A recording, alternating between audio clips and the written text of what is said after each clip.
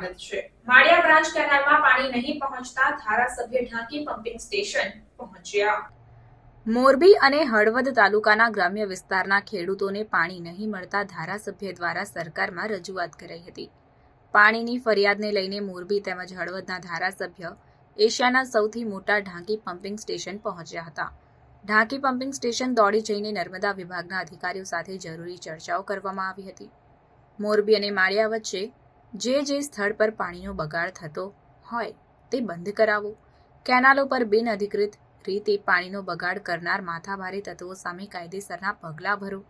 ધારાસભ્ય દ્વારા અધિકારીઓને પગે લાગી યોગ્ય કામગીરી કરવા માટે વિનંતી કરવામાં આવી હતી। સાથે જ 22મી જૂન સુધીમાં બ્રાહ્મણી ભરવા સૂચનો કરવામાં આવ્યા। મોરબી માળિયા હળવદ ધ્રાંગધ્રા કેનાલ પર કોઈ પાણી વેચનાર કોઈની મનમાની નહીં ચલાવી લેવાય। કોન્ટ્રાક્ટર અને અધિકારીની મિલીભગતના કારણે મોટા પ્રમાણમાં પાણીનું વેચાણ થતું હોવાની રાવ છે। ધારાસભ્ય સહિત રાજકીય આગેવાનોએ નર્મદાના અધિકારીઓ સાથે બેઠક યોજી ખેડૂતો દ્વારા ખોટી રીતે પાણી બગાડ બંધ કરવા જરૂરી સૂચનો કર્યા હતા। ખેડૂતોએ જરૂર પૂરતો પાણીનો ઉપયોગ કરવા ધારાસભ્યએ વિનંતી કરી હતી।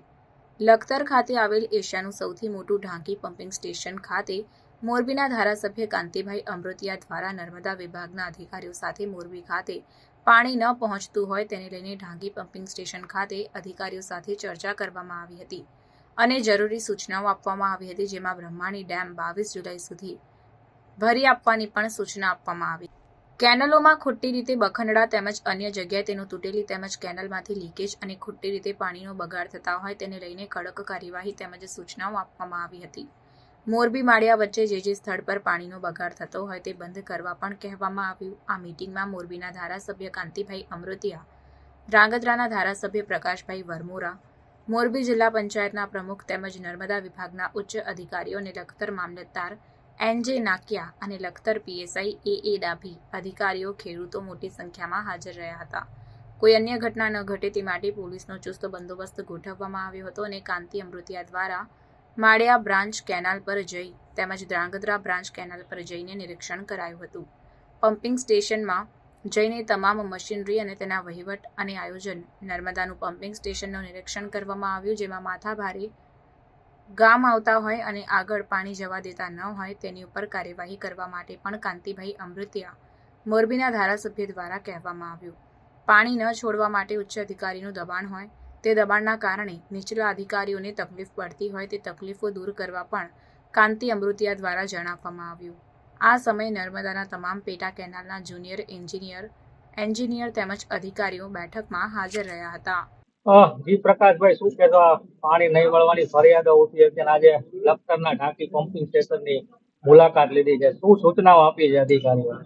આજે અમે એશિયાનું સૌથી મોટું પમ્પિંગ સ્ટેશન ઢાંકી ખાતે અમારા સિનિયર ધારાસભ્ય માનનીય શ્રી કાંતિભાઈ અમૃતિયા, જિલ્લા પંચાયતના પ્રમુખ, જિલ્લા પંચાયતના સદસ્ય અને તાલુકા પંચાયતના આગેવાનો, સૌ રાજકીય આગેવાનો સાથે અમે ઢાંકી મુલાકાત લીધી અને સૌ અધિકારી સાથે રિવ્યુ મીટિંગ કરી।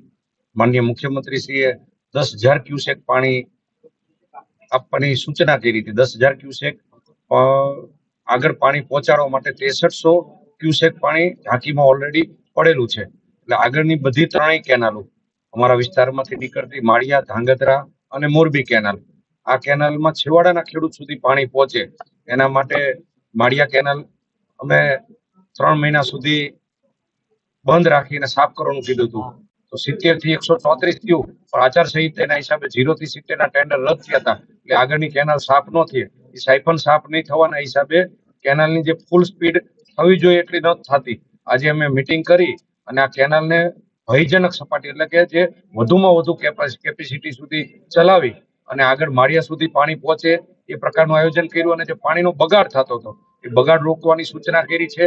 એક બાજુ છેવાડાના ખેડૂતે પાણી નહોતું મળતું અને અગરિયાઓની ફરિયાદ આવતી હતી કે અગરિયા સુધી પાણી પહોંચે અગાઉ જે આવતી હતી, તો પાણીનો બગાડ ન થાય એના માટે અધિકારીઓ સાથે સંકલન મીટિંગ કરી અને સાથે મળી અને એવું આયોજન કર્યું છે કે આજ રાત સુધીમાં છેવાડા સુધી પાણી પહોંચી જશે અને અમારા ધ્રાંગધ્રામાં જે બ્રાહ્મણી ડેમ છે એના 90 થી 124 નો આગળના જે હોય છે એ ક્યાંક ના ક્યાંક આ ડેમ 10 તારીખ સુધીમાં પીવાના પાણીના હિસાબે ખાલી થઈ ગયો હતો, તો એમાં ફૂલ સ્પીડથી પાણી પહોંચાડી અને કાલ દિવસ સુધીમાં ભરાઈ જશે અને આવતીકાલ રાત્રે એ ત્યાંથી પાણી છૂટી જાય એ પ્રકારનું આયોજન અમે કર્યું છે.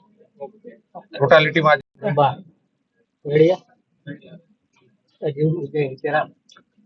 ભાઈ તમે એમ કહો છો દર સાલ તમારે આવવું પડે છે પછી જ પાણી મળે છે, શું કહેશો?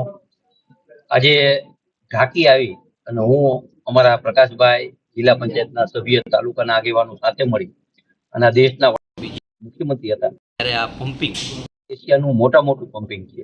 અહીંયા પાણી આજે મુખ્યમંત્રીએ 9 તારીખે આપણને મંજૂરી આપી દીધી. પાણી પુષ્કળ અહીંયા આવે. અહીંથી જે પાણીનું જે વિભાજન થાય એ જોઈ અને વિભાજનમાં ક્યાં બગડે એના માટે અમે અહીંયા આવ્યા અને પાછળ છીએ અમે છેલ્લા વિસ્તારમાં છેલ્લે, એટલે ઉજાગરો અમને હોય 100%. પણ આપી અને અમારા ધારાસભ્ય ભાઈ શ્રી પીકે એને પણ અભિનંદન આપી સાથે મળી અને ત્રણેય ધારાસભ્ય આજે 3 કેનાલ આવે એમાં બગાડ ન થાય એના માટેનું અધિકારીને સૂચના આપી છે.